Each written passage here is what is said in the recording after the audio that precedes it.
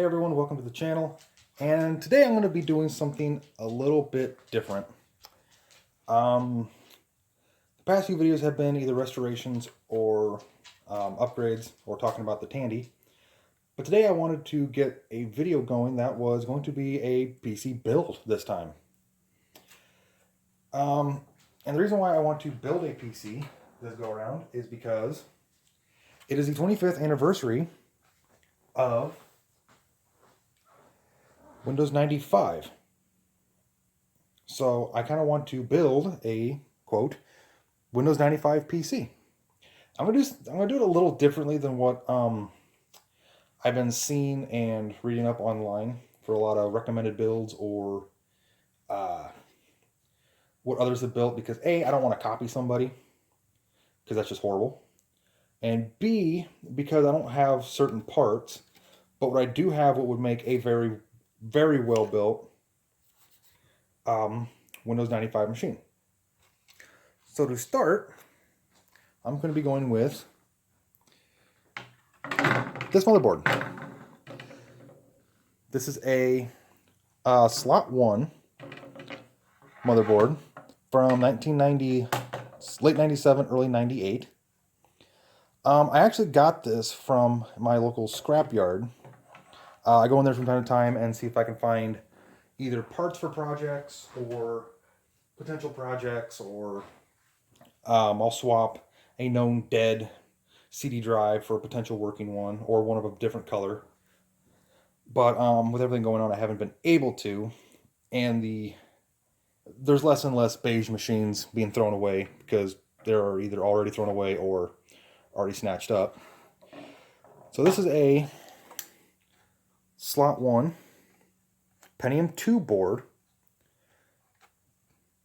3 DIMM slots, 1 AGP, 4 PCI, and 2 ISA, with these two being considered shared because you can either do, because of how close they are, so you can either have 4 PCI, 1 ISA, or 2 ISA, 3 PCI, plus the AGP.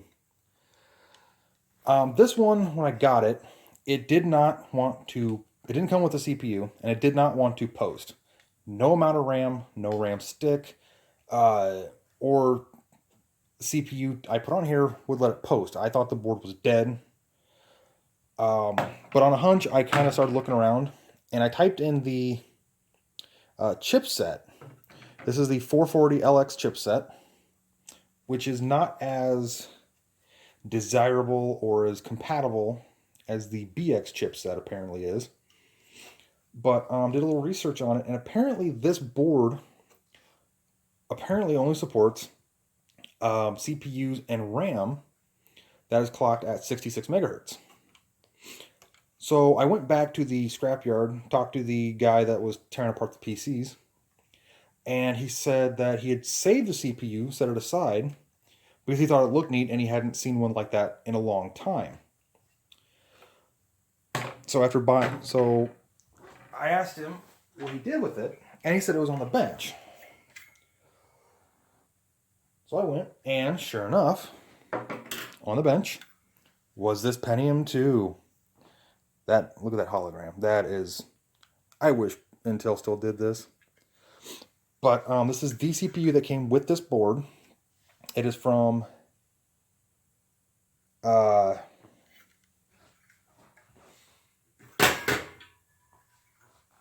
oops.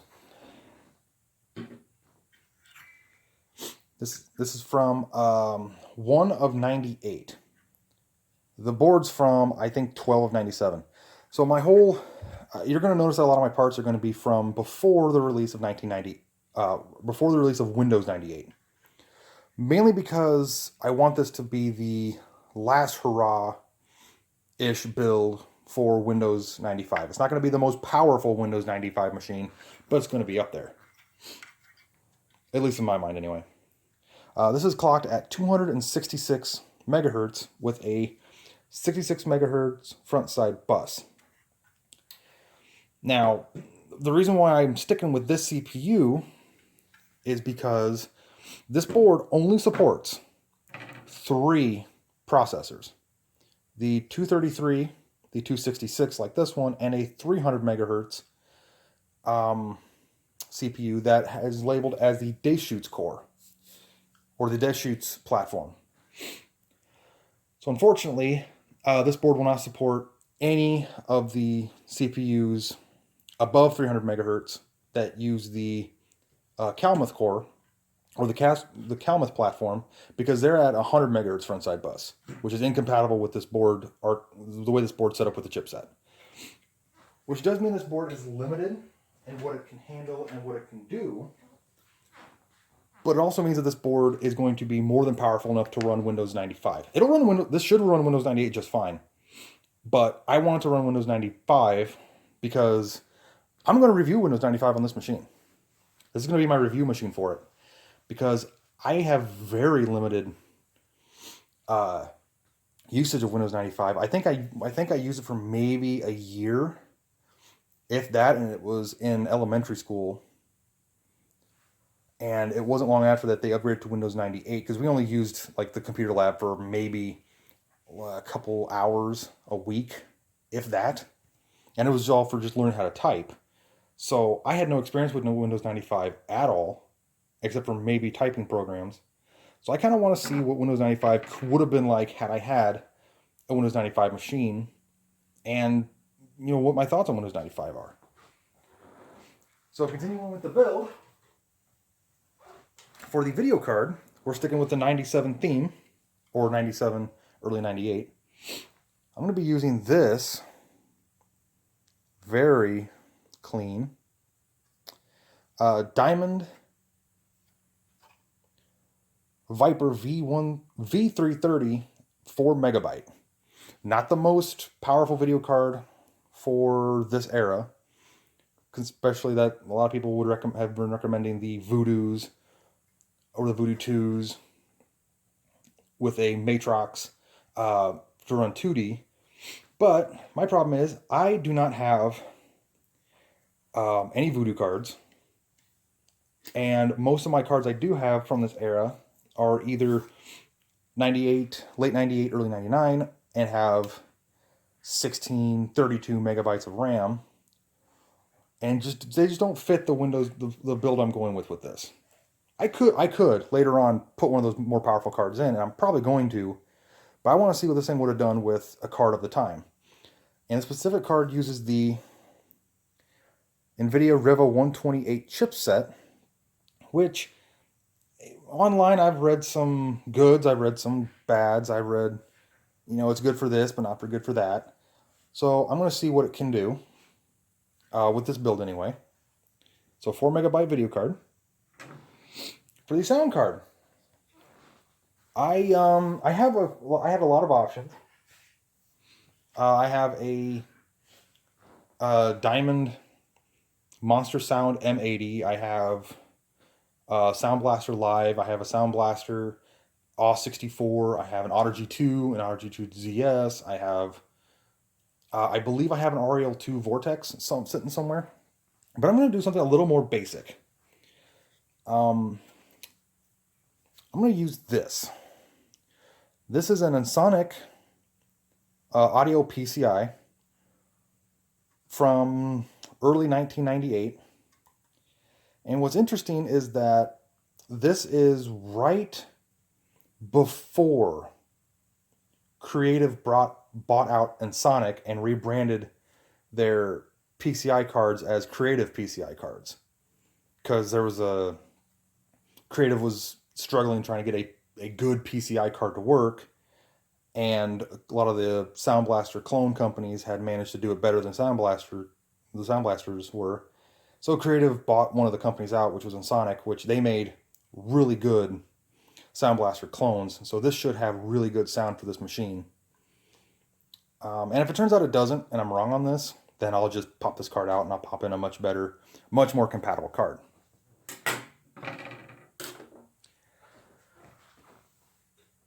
For memory, I'm going with a single stick of 32 megabyte PC66, because this is the only RAM that I got to work with this board at the time when I tested it. I have picked up a lot more PC 133 and PC 100 RAM that is supposedly backwards compatible. But for right now, I know this stick works. I know it's compatible with this board and this chipset. So I'm going to use it. Later on, I'll upgrade it. And it's a whole whopping 32 megabyte. Not a lot, but considering the era of this machine, it's going to be just fine. I thought about pulling the stick of RAM from the gateway I just got done restoring, but I don't want to forget that I took it out and have it not work, and then I'll get upset. And yeah. And we also have the various generic gray cables. Can't forget that. And this is where the full error correctness stops, because unfortunately, when it comes to building vintage PCs or rebuilding vintage PCs, sometimes you have to go a little newer because either the hardware is hard to track down or expensive, or could even just be non-reliable anymore. So for the power supply, this is a good example of that. I'm using a generic power supply that has 20-pin ATX, Molex everywhere, a floppy connector, and it also has, which is not needed for this board, the 4-pin CPU power, because this power supply is actually an OEM Dell power supply. I know I might get some comments on this using OEM, and it is overkill being 250 watt power supply. But here's my logic with this. I know this power supply works. And it came out I think 2000, I think that came out of a 2002, I think it came out of a Pentium 4 build, an OEM Pentium 4. My logic behind that is a lot of new ATX power supplies, whether they're modular or non-modular, I've actually read up that there is some of them that actually do not put out the right amperage on the right wires, because modern motherboards don't need the certain amperages, and they don't need certain reference voltages and stuff on certain wires. So this, I actually double checked. It is a full 20 pin, so it's fully compatible with this board. And all the wiring pins are just generic ATX. There's no proprietary nonsense with this. So this power supply should work just fine with this build. If it doesn't for some reason, I do have a generic Best Tech 180 watts sitting somewhere. But this power supply should work just fine. I did have to replace a capacitor in it because one of them was shot. It was bulging and I didn't trust it. But yeah, I know I'm probably gonna get some flack for it, but you know, sometimes you have to go outside of the error correct in order to get something to work. I could do a lot more research and find a modern ATX that a lot of people do recommend, but at the same time, this is what I have. This is what I have on hand that I know works, because I just tested it in the Pentium 4 that it came out of right before I got done scrapping it, because the motherboard itself had some bulging caps, and I'm not a fan of that era of Pentium 4 anyway. For floppy, just a generic 1.44 megabyte Sony drive from 2006 from a much later OEM PC. And yes, it has a black faceplate. I'll get to that here in a minute.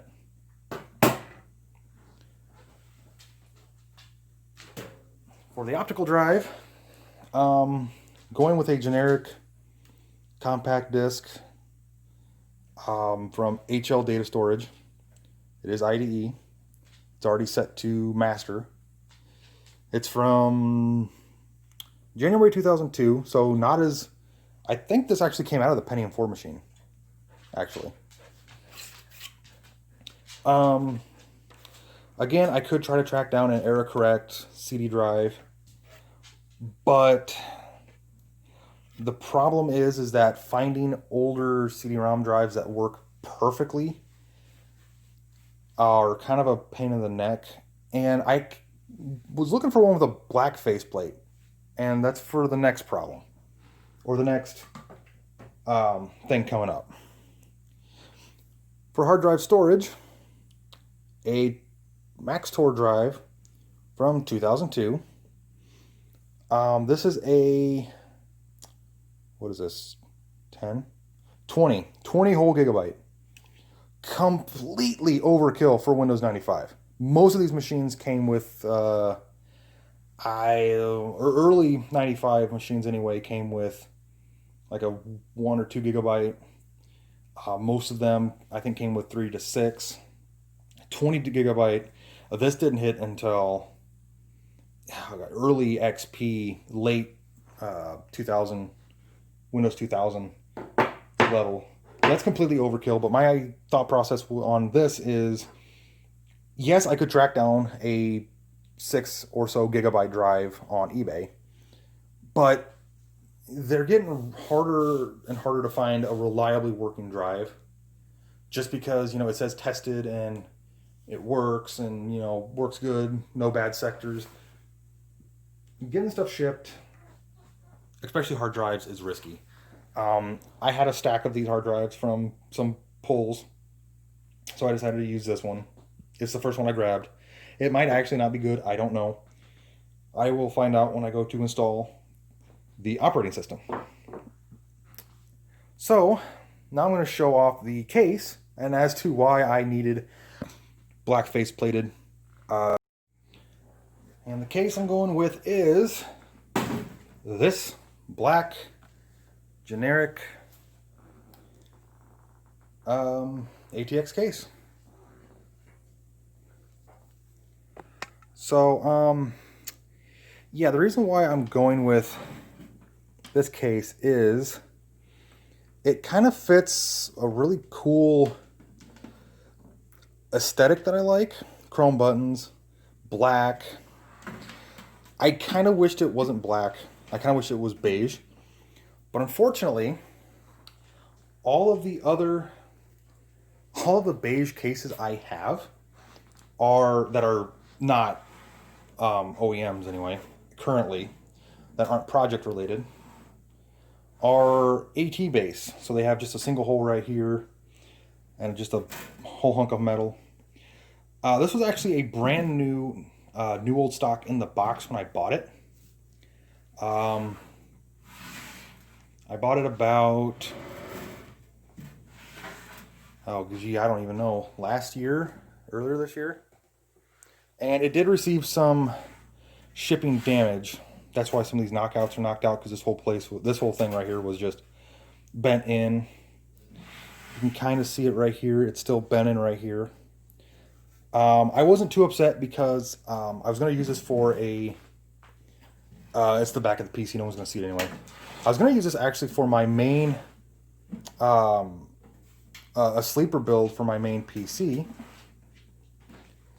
But then I found out that this doesn't have all the things I need for a modern build anyway.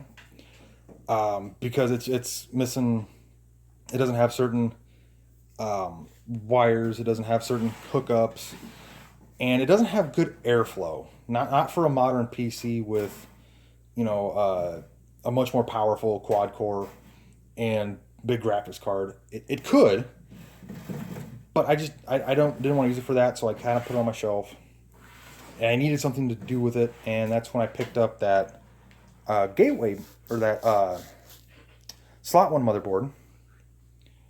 So this is going to be the case I'm going to use. So I did put 2 block off plates. I don't think they're in the right spot, because I think this was originally for my, I did try putting my modern motherboard and stuff in here. So that's kind of why these are all 4 are all knocked out. I just took and put 2 generic blanking plates in just to cover it up right now. So I'm going to get this opened up, We're going to put some parts in it, and we're going to build a Windows 95 PC.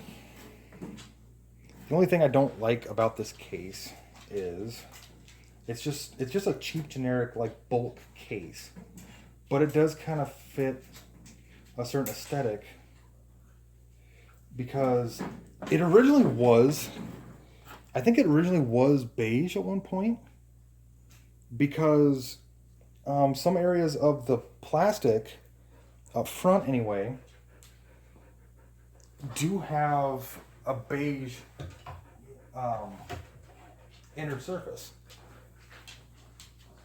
So it does have plenty of room. It's got a lot of area for a whole bunch of 3.5-inch stuff, 4, 5.5, or 5.25 drives, which I'm only putting the one optical drive in here. I don't have any 5.25 drives. I don't have anything that I really want to put in here besides just the floppies, or the one floppy, the optical, and the hard drive. Mainly because with this being as late 95 as it's going to be, it's a lot easier to transfer data on and off using just 1.25 floppies. So let's get some stuff installed.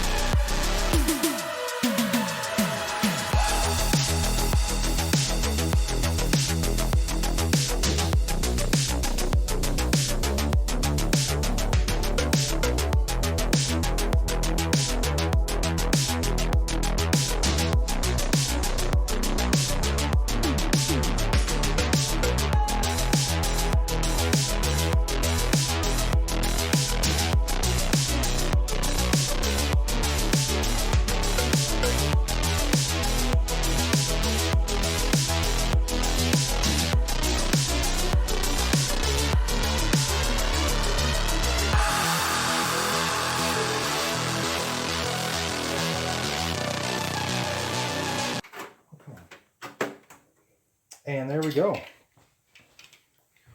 One PC build. Now this isn't a, you should build a PC like this, or this is how you build a Pentium 2. This is not like that at all. There's way more hardware out there. There's way more case designs. There's way more forums and web pages that talk about, better spec stuff for certain things. Because what's strange is that every video card handles different games differently. Like there are some video cards that do really well at 2D. I think it's the Matrix and the Matrix, I think the Millenniums or the Mystiques, really good 2D output, but their 3D was kind of slow and lacking, which is why people use those with a Voodoo setup, which I do not have a Voodoo, sadly. Someday.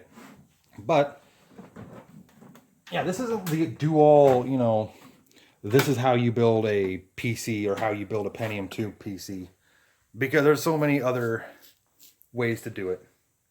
So I'm going to go get some software and get Windows 95 installed. Specifically, I'm going to be installing Windows 95 OSR 2.5, or better known as Windows 95C, which is the last version of Windows 95. It came out like I think it was just a few months before Windows 98. So it looks a lot like and feels a lot like Windows 98, but it is Windows 95. So I'm gonna go get the install discs, some games, different games this time, hopefully. And we're gonna see what this machine can run. And then I'm gonna get my review of Windows 95.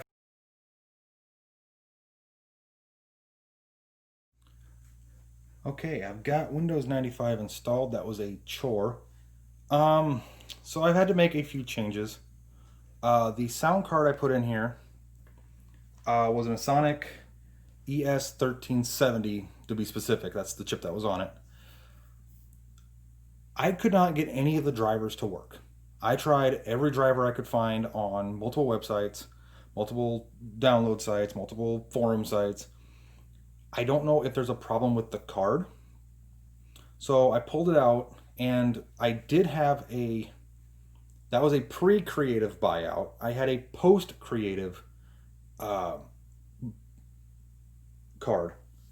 So basically all I did was they took the Ensoniq branding off the main sound chip and put the creative logo and rebranded it. Instead of the ES1370, it was the ES1370. I think it was the 3 or 72.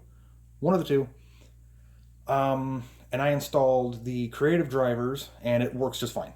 So this is Windows 95. And the CD-ROM drive that I had in here was noisy. It was clinking and clattering around and just making all sorts of noise. But I think I fixed it now. And I found out, I guess I didn't pay attention before when I was post-testing the board prior to this build, it's a Gateway 2000 board.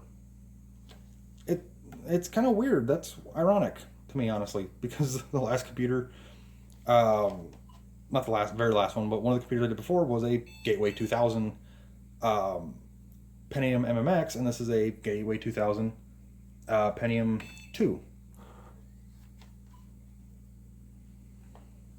Unfortunately, my CMOS battery, the brand new one I just opened up and put in there, was dead.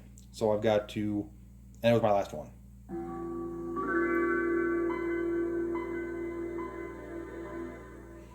Ooh, for some reason that sounds way more crackly than it should. But anyway, yep, here is Windows 95 in all its glory. I did track down a black keyboard, a lovely black square LCD monitor. Unfortunately, the mouse is not black to match. The only black one I had was USB, and it wouldn't work with this for some reason. It kept giving me device errors and stuff. But anyway, PS2 mouse works every time. So let's try a few games. I got some different games this time. But one thing I do want to try, because it locked up the last one, 3D Ultra Pinball.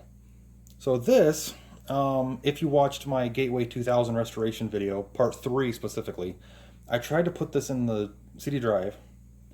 It spun up, and then the computer just locked up. And that was the second computer that this did this to. It was an IBM Aptiva, I think. That gave me some faults. So let's see if it works on this computer. So to be fair, the last one, the Aptiva and the Gateway 2000 that this locked it up on, was one was a 100 megahertz Pentium Classic. Oh, is it going to work?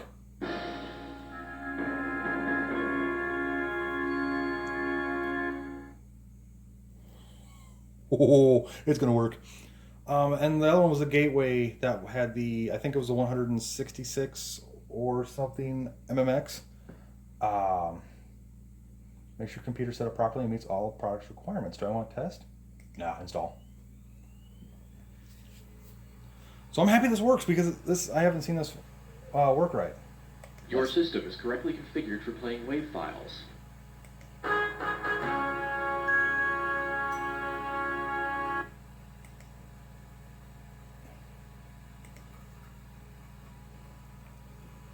Whoa. Okay. Your system. Double speed? Your system is a quad speed. That is no way that CD drive is only a quad speed drive. Memory is 32K. Unknown CPU. How's it an unknown CPU? Oh, to be fair, it does require it only requires a 486? I guess I did not know the requirements for this. Large, or let's do large. Yes. So I've never actually seen this work. So yeah, in the Gateway video I talked about how, or at least I mentioned,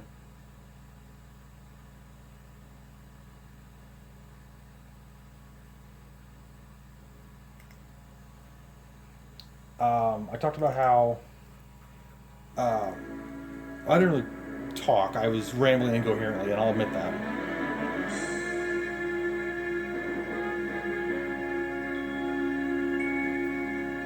Overly dramatic. That Windows 95 was considered the gaming operating system by Bill Gates. And that's because it was already set up, Windows 95 was set up in a way that it would, once you installed the video drivers and the sound drivers for your hardware, it would just automatically work. Games would automatically configure themselves to your hardware, like this just did.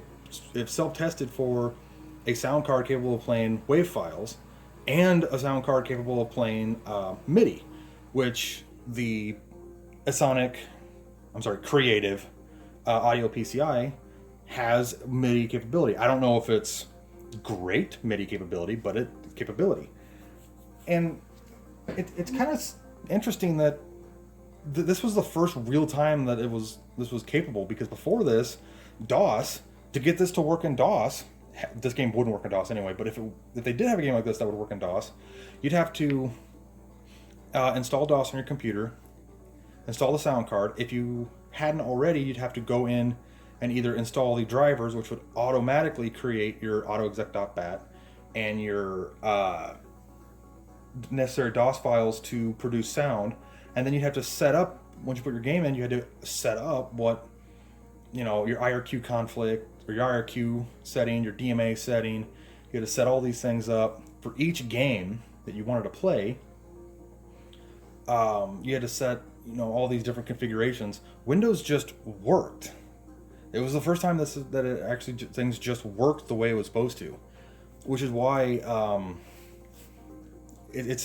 there were so many. The 3D games was the first time true 3D games were coming out for computers, which is where the 3D effects came from with Voodoo, the Glide, Direct 3D.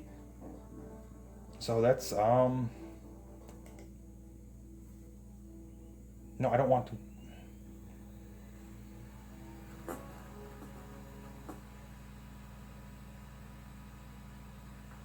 Control keys, here we go. Control and shift. Okay, that's easy. Let's do colony level. One player, okay. Colony table activated. To start browsing, hit the colony twice. Uh-oh.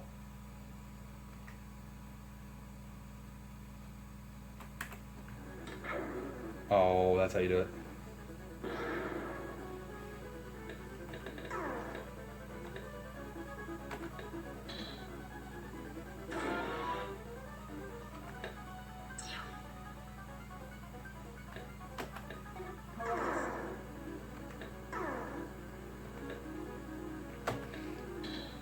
So it's weird that it's running so well on this when it only calls for a 486. Which, that's a huge variance in performance for 486.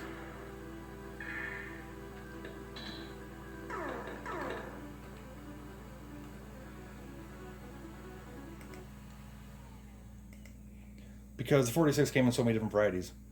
But yeah, it's Windows 95 is actually very. This is the first real operating system I ever remember messing with, anyway, and it was only in elementary school.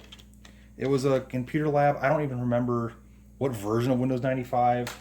I don't remember what the computers were. I don't remember anything back then except for we used a typing program, kind of a cartoony animals that would teach you how to type and that kind of stuff. And it was only for like maybe a class period a day, and it was only like once or twice a week. So that was my first experience with Windows 95. So I never got to see it work with, you know, games or work with certain features and that kind of stuff, because we weren't allowed to mess with the computers.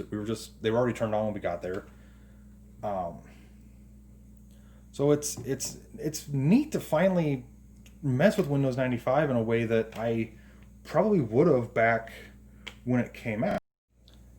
Okay, the next game I want to try is, I mentioned this before, I don't know how YouTube handles their mature rating stuff, but I've seen way worse stuff on YouTube. I just want to see how Pod runs on this, because I remember playing it once, and it was on my buddy's computer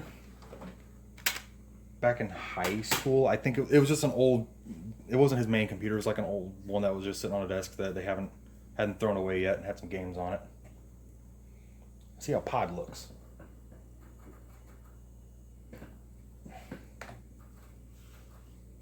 Oh, it's from Ubisoft. So this game requires a MMX and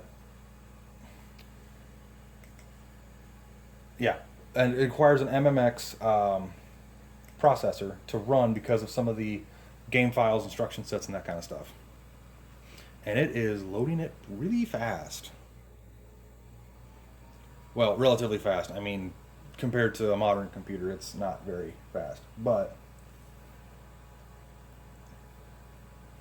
so yeah, Windows 95 is kind of that interesting. It's almost, I'm going to say it's almost a forgettable operating system, because Windows 95 came, a bunch of games came out for it, the 3D thing, Voodoo, Glide, all that kind of stuff, Duke Nukem, that era came out. And then Windows 98 came in, which was a lot better. It had a lot more features, better for internet connectivity. A lot of people's first computer was Windows 98 based, and Windows 95 just got shoved to the side. And even when you're talking about retro machines and building retro computers, or even retro operating systems, you know, when you build it, you know, there's a lot of, well, why install Windows 95 when Windows 98 is better? Or, you know, oh, this machine would make a very powerful DOS machine. It would play any DOS game you wanted if you put, you know, a Sound Blaster and an Aerial Vortex in here, and which is true. This thing would make it an excellent DOS machine or an excellent Windows 98. Early Windows 98.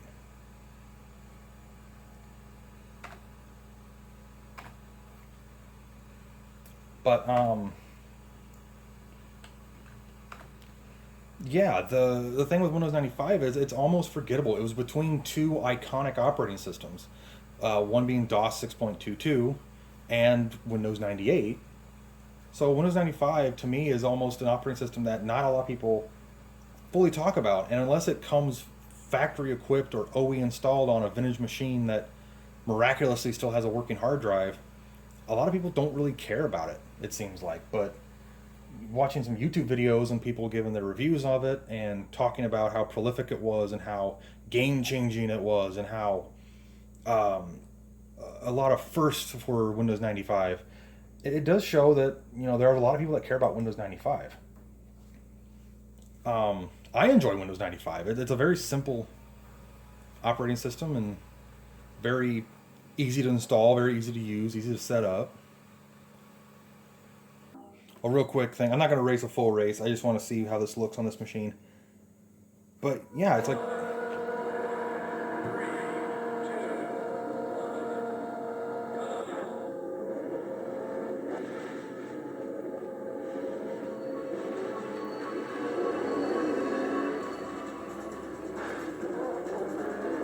I really wish I had a fraps counter or something, because this is running kind of smoothly. Ooh.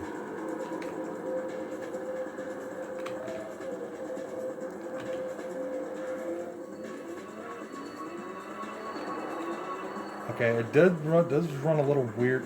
That smoke effect looks odd to me. And my keyboard's almost way too sensitive. To be fair, it's an old keyboard. It's not my main one. Yeah, that smoke effect just looked... I don't know if that's normal. I wonder if that's a problem with the... Because that might be one of the negative things with the River 128 is the fog effect. I know there was some forum that talked about early NVIDIAs that had problems like that.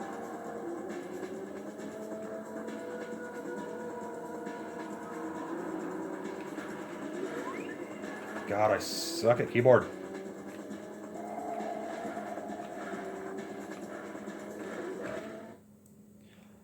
So yeah, there's a really like interesting story behind Pod. I need to review a bunch of games. But yeah, this machine's actually chewing up games pretty well. And this is probably gonna be my main Windows 95 gaming PC. I kind of want to get a capture card that I can record the output from this to my gaming computer, because I think this would be a really good Windows 95, maybe not only, but definitely a Windows 95 PC. Another thing I want to try is games for Windows 95 disk. I put this in the gateway, and I noticed something I want to check out, because there was a ATI logo on the main hanger, and I kind of questioned if maybe when it would, if I put a different graphics card in, if it would have a different logo. This now has an NVIDIA graphics chip, so maybe it will. Next.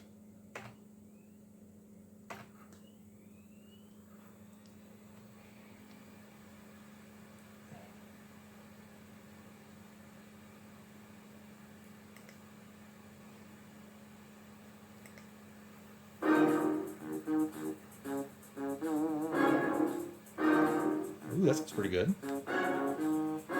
I'm not a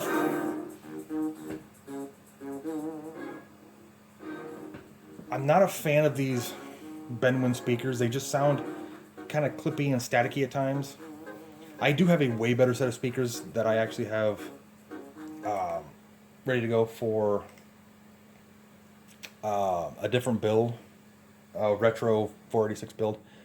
So yeah, I just want to run through some games on this thing. You are now entering the Manhattan Space Station. This station is a three-dimensional interactive menuing system. It will enable you to launch sample games and experience the power of the Windows 95 game platform. Please feel free to explore the entire station. If you need assistance, press the F1 key. Interesting. So this thing's running a lot faster because it says recording this, I'm claiming to get 60 frames per second. And something else that's interesting, on the gateway, this little bar here was kind of glitching and staticking, and it's really stable right here. I wonder if that's from the much more powerful video card. Okay, so this is all the same. Not really any hitching. No, okay, so it still says ATI. Okay, so I was hoping it was going to say NVIDIA, or if I had installed a Voodoo or something that it would say Voodoo, but it doesn't. Virtual eyeglasses. So yeah, this thing's actually running really well. Like, surprisingly well. I don't know if I want to run the same game I just got done. Doom, Pitfall, Havoc. Like, do I want to run? I mean, at least it would be a good way to test the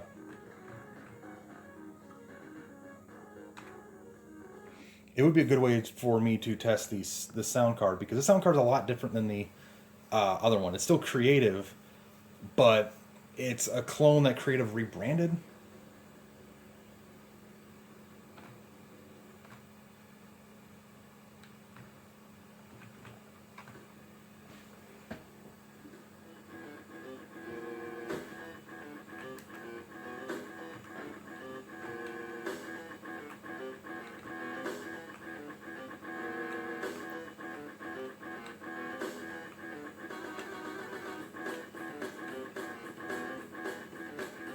So it does seem to be running better.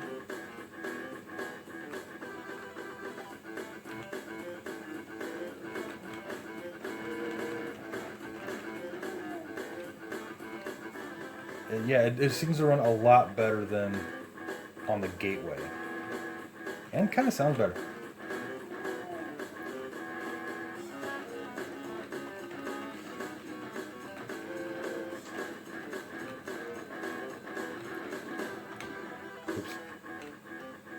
So yeah, it seems to run a little bit smoother on this.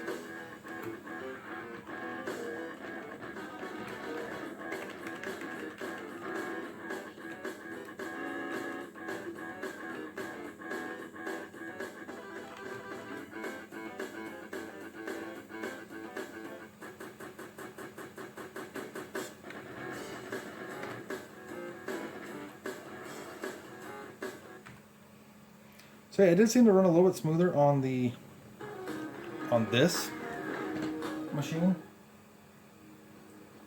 But then again, this thing has a lot better video chip than what the Gateway had. So yeah, Windows 95. This is actually a really fun operating system. I wouldn't hesitate to, just keep playing on this. Full tilt pinball. Which I find ironic because I think that was the same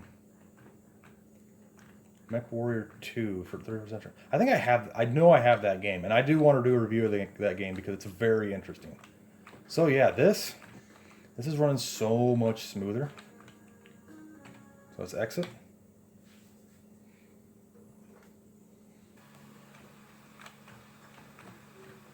It's a little blocky, but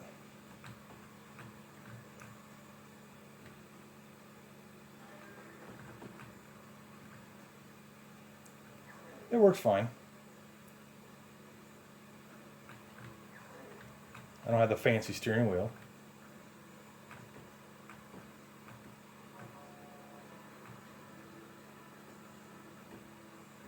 But, yeah, Windows 95, it's almost a forgettable operating system, but not in such a way that it's, it should be ignored. It definitely brought a lot to the table that operating systems at the time weren't fully utilizing, but it wasn't fully lacking either. There definitely is a lot of room for improvement here. In fact, Windows 98 improved upon this a lot. Oh. So yeah, that's Windows 95. It's a very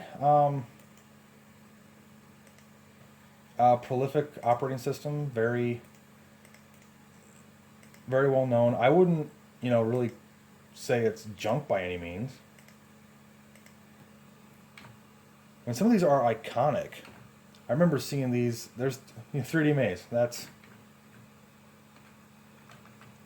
I mean, how much more iconic can you get than 3D Maze? That's crazy. Almost everybody had. But yeah, my impressions of Windows 95 are very positive. I would love to say that there's something that I don't like about it, or there's something that oh God, am not a fan of, or that they shouldn't have done this or should have done that. Because computers in the 90s were still this mysterious thing. Even, in the 80s, a lot of people still didn't have access to computers. And into the 90s, people were starting to. But Windows 95 kind of was almost like an equalizer in a lot of ways for computers. And in a lot of ways, it was that first real operating environment that a lot of people used. And I have nothing but positivity about Windows 95. It's a very easy to install. It was a very easy to install operating system. Just I had to download the boot floppy image and copy it to a floppy disk. I had to find a good disk of Windows 95. I had to find all the individual drivers because you couldn't find them anymore except for online. But yeah, Windows 95, it's easy to install. It just accepted the hardware. So that's my impression of Windows 95. I'm very impressed with it. I'm very happy with it. I'm very happy with this build. I can't wait to OpenGL. But yeah, I'm very happy with my build here. My Windows 95 gaming PC. I'm very happy with putting Windows 95 on it. I actually was thinking at one point of changing my mind and putting Windows 98 on here. But I'm glad I didn't, because Windows 98 has its place with the later Pentium 2s and Pentium 3s. So Windows 95, this is basically like the last hurrah for Windows 95 in terms of this whole build was, besides the case and the drives, this whole build was around January, February of 1998, which was right before the release of Windows 98. So this was like the last release. It's Windows 95C, the last update for it, and it's working. It's working perfectly. It plays games perfectly. It plays a game that locked up 2 other Windows 95 machines, even though the specs for that machine should have blown the specs for this way out of the water. It still locked them up. And I even tried several different CD-ROM drives after I got done recording the gateway, and it still did not want to run. And it runs games of its era very, very well. So, I'm happy with it. I hope you liked the video. And I hope you liked my incoherent, not really incoherent rambling, but just my ramblings of Windows 95. I really do enjoy Windows 95. I really wish I would have been a little younger to where I could have interacted with it more. Because my first computer experience on a home computer chat platform anyway was Windows Millennium, and that's a video all on itself. But yeah, this machine, Windows 95, I really wish I would have been able to use this in its heyday, because it seems like a very straightforward operating system, very easy to work with, very easy to utilize, very easy to navigate too, because it's just, I can just go through and, oh wait, no, that's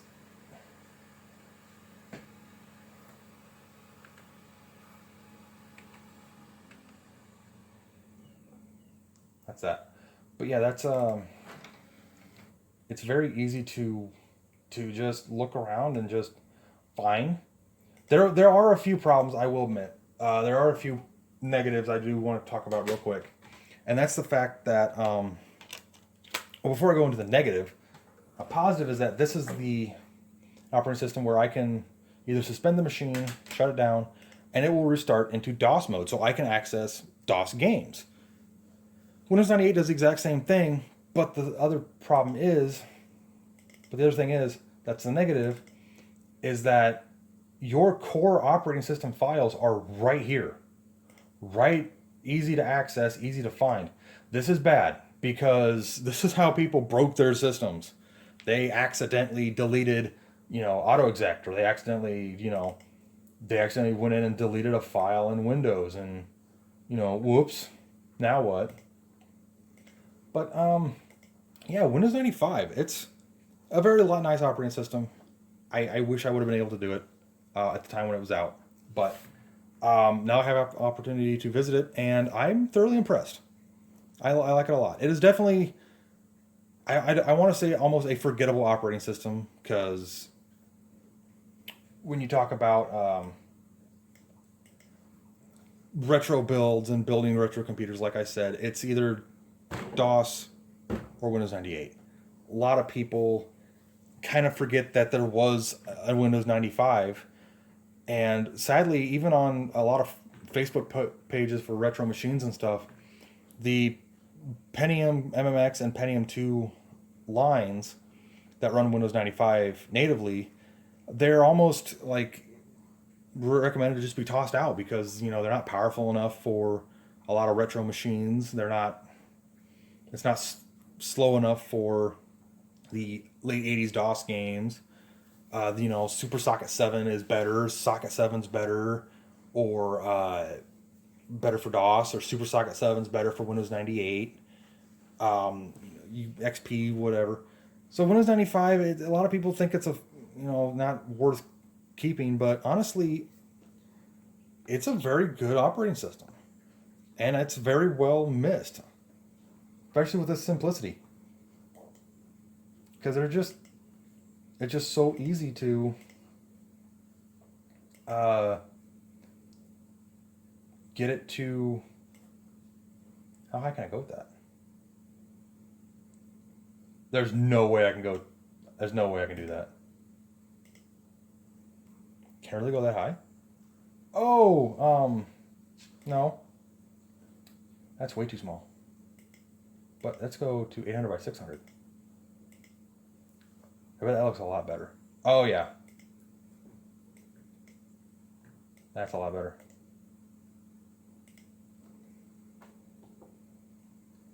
Can I auto adjust that back down? There we go. Oh, yeah, that looks a lot better. Ooh, that's a lot better.